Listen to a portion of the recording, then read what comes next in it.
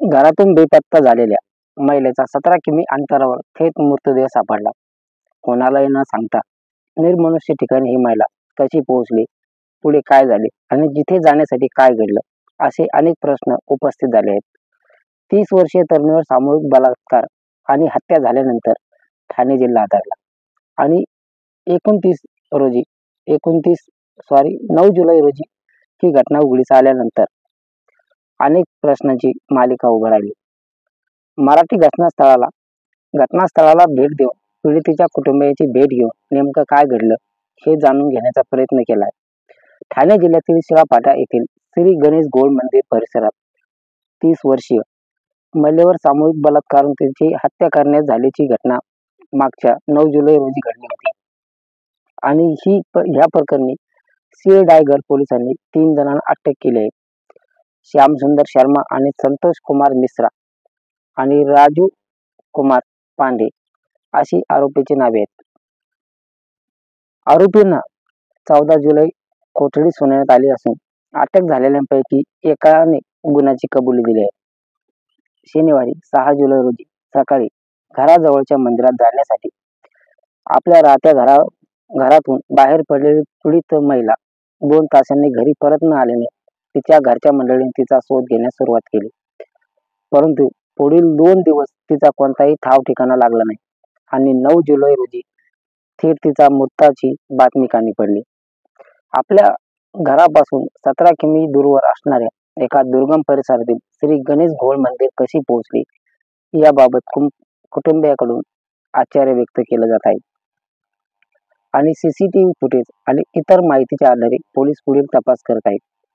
मंगळवारी वासूचे एक डॉक्टर आपल्या पत्नीसह मंदिर परिसरात फिरायला आले असताना त्यांना महिलेचा मृतदेह आढळला.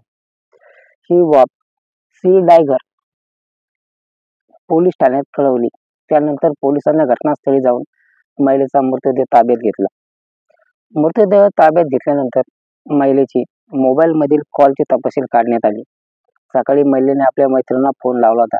त्यावरून आम्ही मैत्रिणींना बोलून तिची चौकशी केल्याची माहिती वरिष्ठ पोलीस अधिकारी संदीपान शिंदे यांनी केली. दरम्यान महिलेच्या पतीला बोलून त्याची कसून चौकशी करण्यात आली. संसद म्हणून ज्या दिवशी घटना घडली त्या दिवसाचे पतीचे मोबाईल फोनचे लोकेशन देखील तपासण्यात आले, मात्र त्यात कुठलाही पुरावा सापडला नाही, असंही शिंदे यांनी सांगितलं.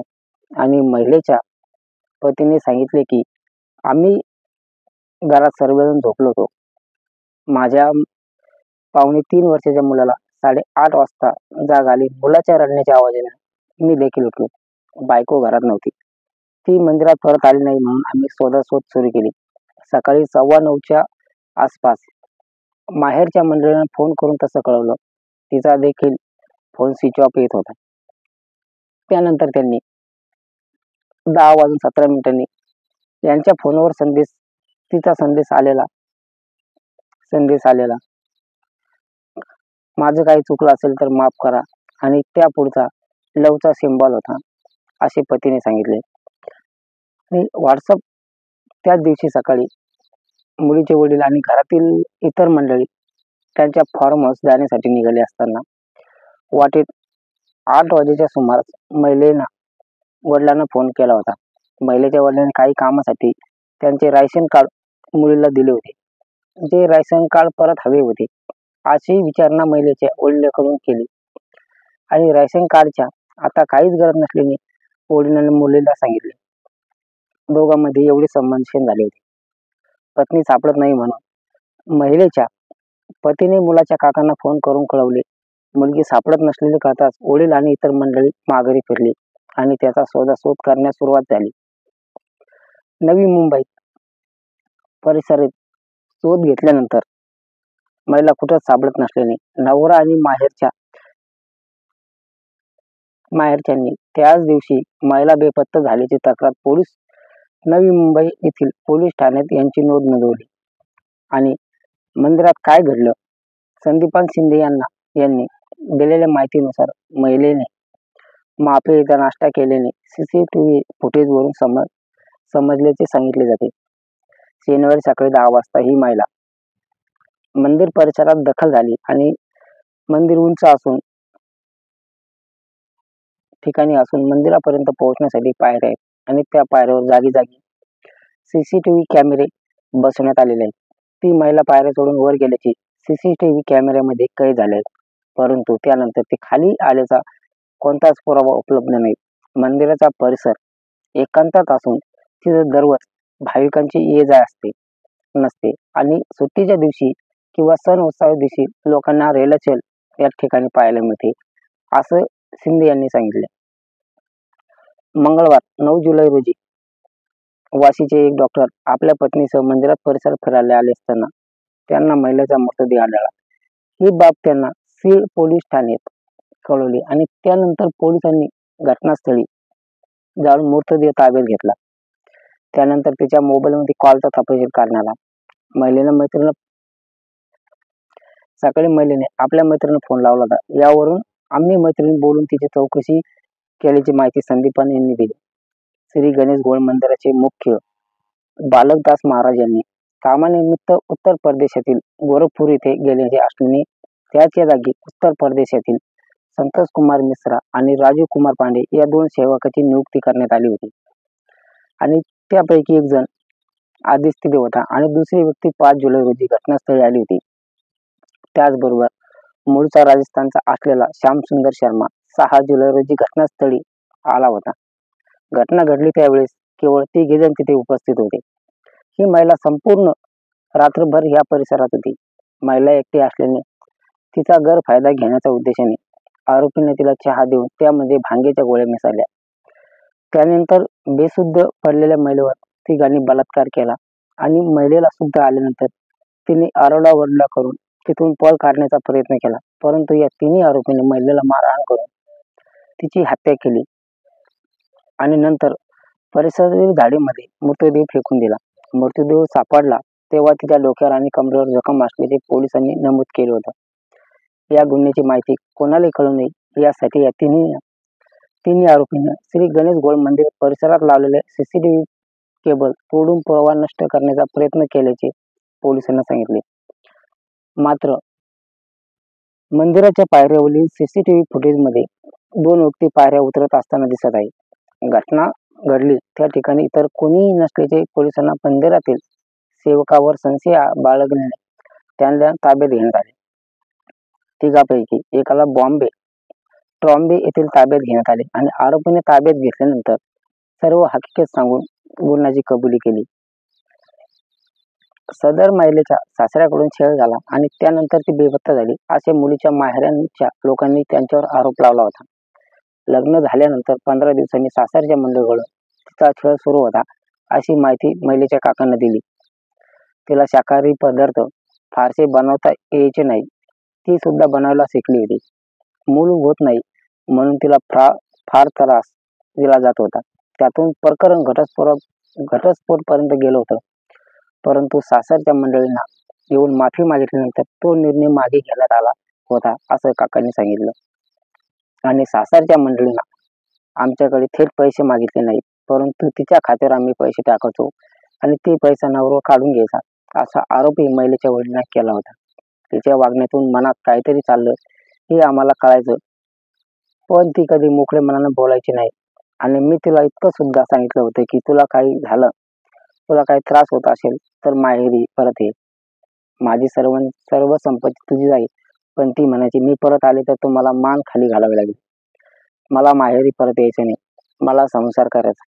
आणि मृत महिलेच्या वडिलांनी तिच्यावर मृत्यूनंतर म्हटले आणि महिला बेपत्ता झाली त्याच दिवशी नवी मुंबईतील एक पोलीस ठाण्यात तक्रार दाखल करण्यात आली होती. मात्र पोलिसांनी दमदाटी केल्याचा आरोप महिलेच्या काकांनी केला आणि पोलीस ठाण्यातील महिला कर्मचाऱ्यांनी त्यांच्या घरी फोन करून तुम्हीच महिलेला लपवून ठेवलं असे उलट आरोप त्यांच्यावर केल्याची घटना त्यांनी सांगितली. आम्ही आमच्या मुलीला कशासाठी लपवू असा प्रतिप्रश्न महिलेच्या माहेरच्या लोकांनी उपस्थित केला. पोलिसांनी दिलेल्या माहितीनुसार पीडित महिलेजवळ असलेला मोबाईल फोन बंद असल्याने तिचे लोकेशन सापडत नव्हते. महिला बेपत्ता झाल्याची सर्व माहिती सर्व पोलीस ठाण्यात पाठवण्यात आली होती. आणि 9 जुलै रोजी अज्ञात महिलेचा मृतदेह सापडल्यानंतर सीळडायगर पोलिसांकडून फोन आला आणि बेपत्ता महिलेची ओळख पटली. यावरून थेट सिद्ध होते की तक्रार दाखल करून घेतल्यानंतर पोलीस तपास सुरू होता. कथित घरगुती हिंसेचे प्रकरण बलात्कार आणि खुनापर्यंत पोहोचल्यानंतर सध्या त्यांची चर्चा सगळीकडे सुरू आहे आणि संबंधित गावातील आणि स्थानिक एकत्र येऊन महिलेला न्याय मिळायला हवा अशी मागणी करत होते. आणि माझ्या बहिणीच्या सासरच्या मंडळाकडून नेहमीच मानसिक शारीरिक त्रास दिला जात होता आणि सतत पैशाची मागणी केली जात होती, असं महिलेच्या बहिणीने मुख्यमंत्री अजित पवार यांनी दिलेल्या पत्रात म्हटलं होतं. आम्ही पैसे देऊन तिचा छळ थांबवला नाही, तिला उपस्थित ठेवायची असंही त्यांनी या पत्रात लिहिलं होतं. पोलिसांनी आम्हाला कोणतेच सहकार्य केले नाही आणि जाणीवपूर्वक दुरुस्त केले आणि तुमच्यावर गुन्हा दाखल करू अशी आम्हालाच उलटी धमकी देऊन आरोप उपमुख्यमंत्री दिलेल्या पत्रात करण्यात आला होता. लग्नानंतर मूल होत नसल्यामुळे त्यासाठी उपचार घेण्यावरून उपचारामध्ये थोडीफार वादावादी होत असे, पण मुलगा झाल्यानंतर आमच्यातील भांडणं थांबली होती असे महिलेच्या पतीने सांगितले होते. आणि आमचा मुलगा आता 3.5 वर्षाचा आहे आणि गेल्याच महिन्यात आम्हाला गोव्याला गेलो होतो. इतर अनेक ठिकाणी सुद्धा फिरायला जात असू आणि माझ्याकडून किंवा कुटुंबाकडून छळ झाला असला तर तिने पोलिसात तक्रार केली असती, पण असं काही झालेलं नाही असं पीडित महिलेच्या पतीने सांगितलं होतं. आणि या घटनेच्या गंभीरता लक्षात घेऊन आरोपींना योग्य शिक्षा व्हावी याकरता विशेष सहकारी आणि वकिलाची नियुक्ती करावी असे भविष्यात अशा प्रकरणाच्या पुन्हा घटना घडू नये याकरता राज्यातील सर्व मंदिरे आणि प्रशासनावर CCTV कॅमेरे बसवण्यात यावेत. धार्मिक स्थळांमध्ये कार्यरत असणारे कर्मचारी आणि पुजारी, पूर्णवेळ सेवक यांची जवळीक पोलीस ठाण्यामार्फत चरित्र पडताळणी करण्यात यावी अशी मागणी विधान परिषदेच्या उपसभापती नीलम गोऱ्हे यांनी मुख्यमंत्री गृहमंत्री देवेंद्र फडणवीस यांच्याकडे केली आहे.